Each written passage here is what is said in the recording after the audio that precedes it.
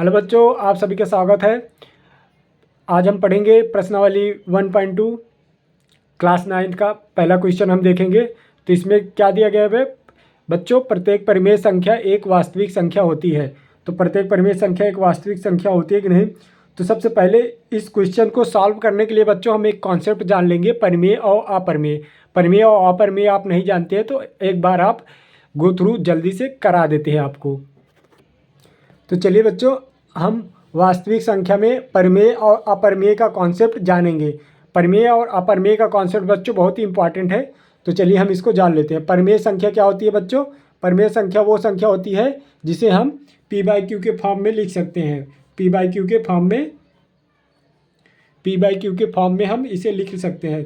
p/q जहाँ q does not equal to 0 है। तो परिमेय संख्या देखिए बच्चों, -3/2, 1/2, 3/2, ये हमारी परिमेय संख्या हो गई। और अपरिमेय संख्या बच्चों क्या हो जाती है? अपरिमेय संख्या वो संख्या हो जाती है जैसे कि √3, √2, पाई। मतलब कि इनका जैसे रूट के अंदर कोई भी अभाज्य संख्या है, कोई भी अपरिमेय संख्या क्या हो जाएगी? रूट के अंदर कोई भी अभाज्य संख्या, और इसका अशांत दशमलव आता है बच्चों, अशांत प्रसार आता है, अशांत दशमलव प्रसार आता है।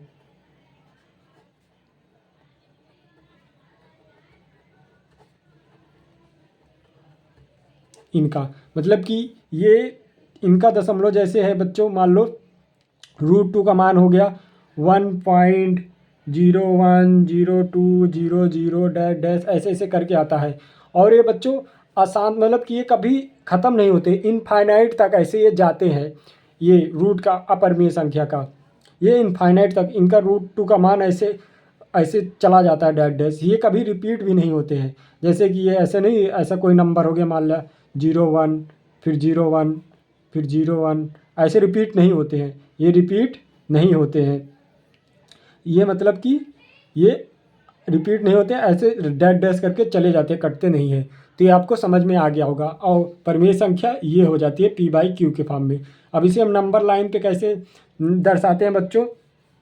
नंबर लाइन पे मान लो एक हमारी नंबर लाइन हो गई 0, -1, -3, ये हमारी संख्या रेखा हो गई है।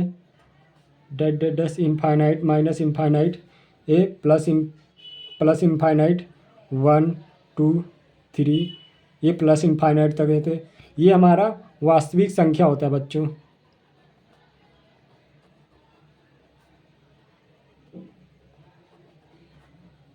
यही हमारी संख्या रेखा की वास्तविक संख्या हो जाती है। ये हमारी संख्या रेखा है। ठीक है बच्चों, तो ये हमारी संख्या रेखा, इतना तो आप जानते ही होंगे। चलिए तो क्वेश्चन को हम सॉल्व करते हैं। क्वेश्चन में क्या था बच्चों? प्रत्येक परिमेय संख्या एक वास्तविक संख्या होती है।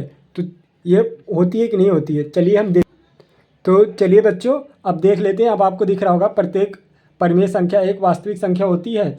तो हाँ, बिल्कुल होती है। परिमेय संख्या भी वास्तविक संख्या होती है और अपरिमेय संख्या भी वास्तविक संख्या होती है, क्योंकि ये इन्हीं से निकली हुई है वास्तविक संख्या से। एक प्रकार से आप ऐसे समझ सकते हैं कि ये इसका गार्जियन है और ये इनके लड़के हैं, ये इनके पिताजी हैं और ये इनके 2 लड़के हैं। तो इन्हीं के अंदर ये समाहित हैं। तो ठीक है बच्चों, दोनों ये इन्हीं के अंदर ये समाहित हैं। तो ये हमारा मतलब ये वाला कथन सत्य और असत्य बताना था, तो ये वाला हमारा कथन हो जाएगा सत्य हो जाएगा। ठीक है बच्चों, तो चलिए हम दूसरे क्वेश्चन पे चलते हैं। दूसरा क्वेश्चन हमारा क्या है बच्चों?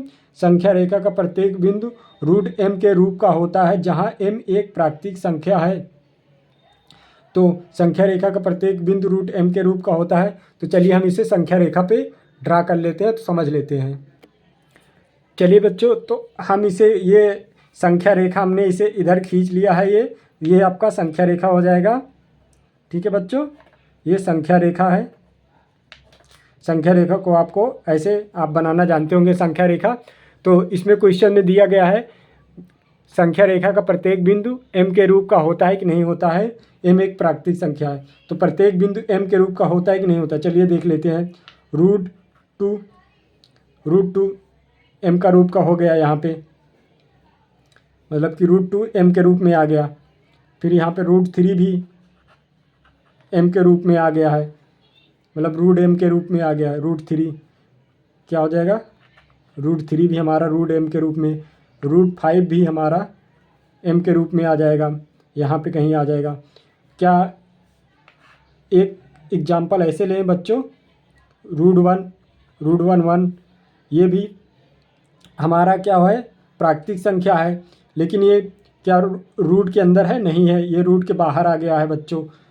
ये √2 √4 जैसे ये भी क्या है बच्चों, √2 के अंदर बाहर है। तो इसमें दिया गया है संख्या रेखा का प्रत्येक बिंदु √m के रूप का है, जहाँ एक, तो ये गलत हो जाएगा।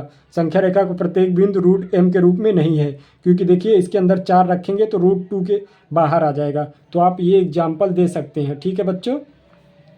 यहाँ पे √2 के टाइप का है प्रत्येक बिंदु इधर, लेकिन जब आप लेंगे बच्चों √1 लेंगे, √4 लेंगे या √9 लेंगे तो ये क्या आ जाएगा, 3 आ जाएगा। √9 के अंदर से निकल के ये 3 चला आएगा, तो 3 ये रूट के अंदर का नहीं रह गया, रूट का मान ये नहीं रह गया, √2 के फॉर्मेट में नहीं रह गया अब ये, तो ये कथन ये जो है असत्य हो जाएगा, ठीक है बच्चों। तो ये हमारा कथन असत्य हो गया। चलिए बच्चों अब तीसरा क्वेश्चन देख लेते हैं। प्रत्येक वास्तविक संख्या एक परिमेय संख्या होती है। इसमें दिया है प्रत्येक वास्तविक संख्या एक परिमेय संख्या है। तो बच्चों यहाँ पे हमने जो देखा है प्रत्येक वास्तविक संख्या एक मतलब कि दिया है अपरिमेय संख्या होती है। तो अपरिमेय संख्या प्रत्येक वास्तविक तो नहीं बच्चों, देखिए यहाँ पे अपरिमेय संख्या इनसे निकली है, ना कि अपरिमेय संख्या इससे निकला है। मतलब कि अपरिमेय संख्या का बाप कौन है, वास्तविक संख्या। तो प्रत्येक वास्तविक संख्या अपरिमेय संख्या नहीं हो सकती है। हाँ उल्टा इसका कह सकते हैं, प्रत्येक वास्तविक संख्या अपरिमेय संख्या हो सकती है। तो हमारा तीसरा कथन जो हो जाएगा बच्चों यहाँ पे, ये वाला कथन ये वाला असत्य हो जाएगा, ये कथन हमारा असत्य हो जाएगा, ठीक है बच्चों। तो चलिए हम अपने नेक्स्ट क्वेश्चन पे चलते हैं।